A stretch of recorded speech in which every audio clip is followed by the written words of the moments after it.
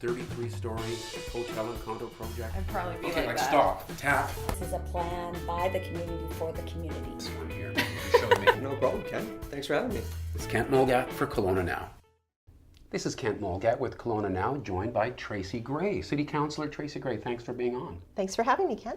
So let's get to the question we discussed just before this got started. What is it that made you decide to run for public office? Oh, well, you know, it was something that I thought about for quite a long time, and I have quite a political family that's been involved in many different ways in all levels of politics. It is a familiar name, Gray. And on both sides of the family, and you know, dinner table conversation is sort of at our dinner table. So I knew I wanted to maybe do it one day, but I wanted to wait until our son was at least a teenager, Right. you know, doing all of the mom running around things.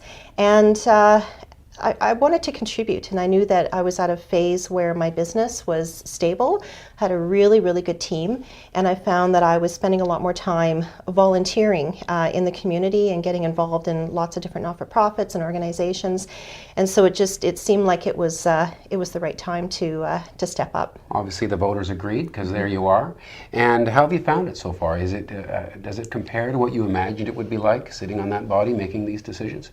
You know, it's just been an incredible experience, and I think it exposes you to so much in the community. You know, a lot of us work in different industries or maybe get involved in different things, and when you're in this type of role, you get exposed to almost everything, and especially being on the regional district as well, and then being appointed to different boards. So I look at the world through a different lens. You know, you drive down a street and look and go, okay, I know why that sign it looks the way it does because of the bylaw signage. And Right. I know that there's a pond just over there that no one knows about that has protected turtles. And it's Right. almost like it drives you sort of crazy because you kind of look at the community and realize all the decisions that have gone in, and then to sort of look at some of the history as to parks and roads and how the city functions. It's really amazing, and it's great to be part of that process. I'd like to get into some of your background before you got onto council. You were, in 2006, Female Entrepreneur of the Year in Canada. Yes, that Quite an was- accomplishment. That was a real privilege. You know, we had the business that I had at that time we had such a great team, and we really had a vision. It wasn't just about, we had a Discover Wines? Discover Wines, BCVQA Wine Store had a location here, and also then expanded out to Kamloops. And it wasn't just about, you know, selling wine to people. It was about having a vision of promoting the whole industry, and especially working with small up-and-coming wineries and artisan cheeseries, and really promoting the whole industry to all of Canada, not just to residents here. And so, you know, I was really proud of what we built, and we were the #1 store in all of the province in sales. But that comes with a lot of hard work and a really good team that are as passionate as, you know, as you are for, you know, where you're going Right. and where you want to bring the business. So you're a respected business person. You're on the Prospera Credit Union board, right? People Yes. are interested in what you have to say business-wise. I'm serving my third term with Prospera Credit Union, and I would honestly say that other than being an entrepreneur, that was probably the best training ground for me getting into politics, because being on the board of a major corporation like that, there's lots of governance training and lots of financial management training. So, you know, how the city operates, it's a corporation, it's a very large corporation, and an organization like Prospera is a $4.5 billion in asset organization. So it's a sizable organization.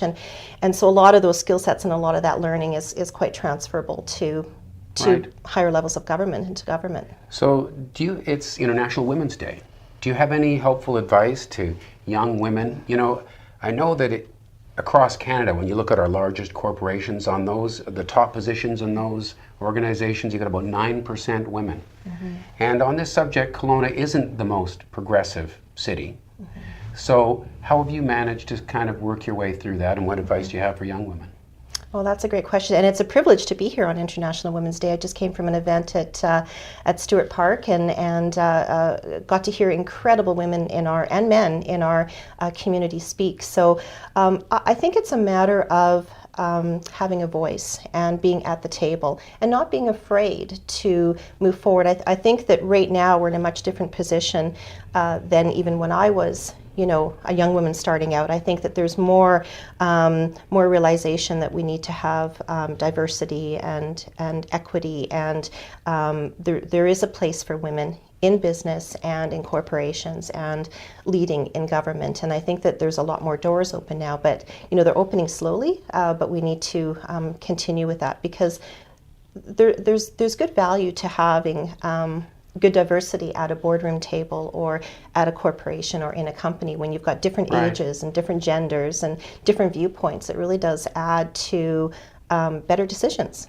When this subject comes up, business women in this community tend to treat that issue pretty gently. They want to see things change, but they generally don't address the question in a combative way. Maybe that's a survival mechanism to be a woman in business in this city, would you say? Or?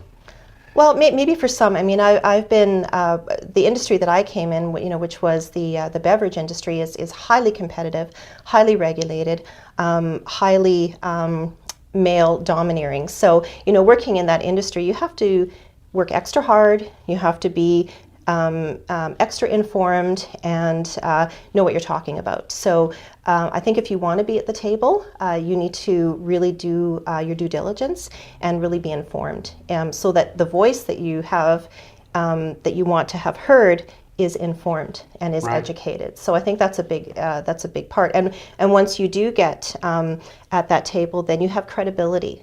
So it's difficult to build credibility, whether you're male or female, if you're not informed and if you're not experienced or educated. So I think that's a big part of it. It's not just going to come to you. You have to work for it.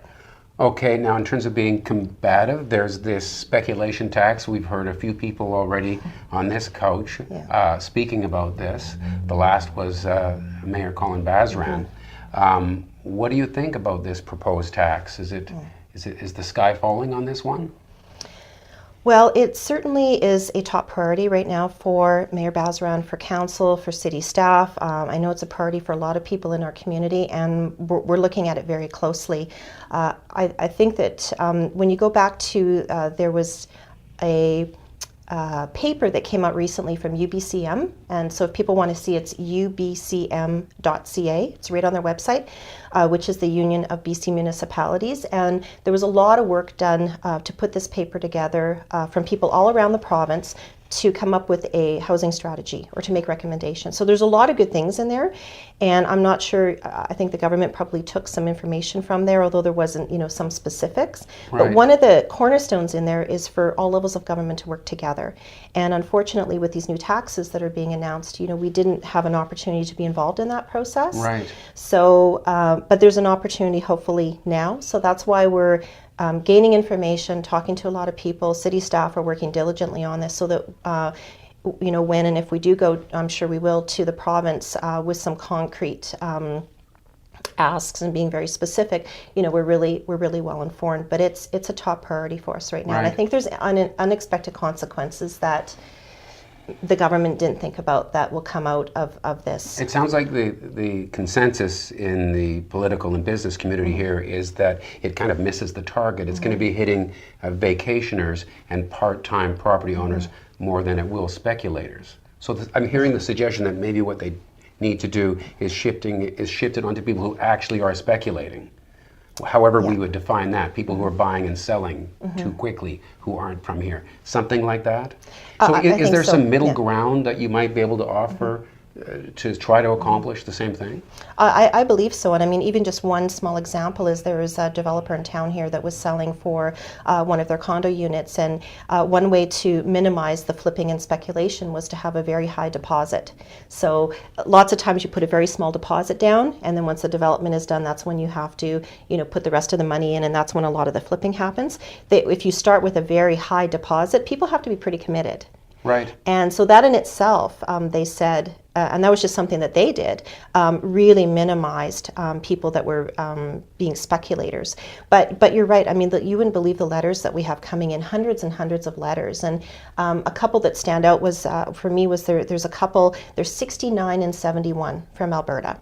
They bought their home in 1974. So they've had it a long time. And their house is now worth over $1 million. So they're part of that, oh, they must be really rich because their house is worth more than $1 million. Right. But it's grown over a long period of time. They've had kids and grandkids in there and have spent all times of the year. They're 2 years away from retirement to moving here full time. Right. And so right now, their bill for the next 2 years is going to be $60,000. And they said, this wasn't part of our retirement plan. So, and they've spent a lot of money in our community. Other people that are sending in letters that, one I just think of is someone just bought a condo a year ago. They're in the process of moving here, but they haven't been able to sell their home in Calgary because the market's depressed there. And they'd be hit with the same kind They're of going to bill. be hit, and they're not allowed to rent out their condo because of their strata corporation doesn't allow rentals. So I think there's a lot of unintended consequences and situations that really weren't thought out and that need to be expressed to the government so that they can really look at what they want to do. We have to remember that was a budget proposal, it hasn't been but really it hasn't defined. been signed off on yet and voted on. So that won't happen till the fall. So you've got some time. there is an opportunity to do some education here and hopefully do some massaging with what they're requesting. Right. Well, we're just about out of time. I just wanted to say thank you for coming in. Are you running again for council? I'm not formally announcing anything at this time.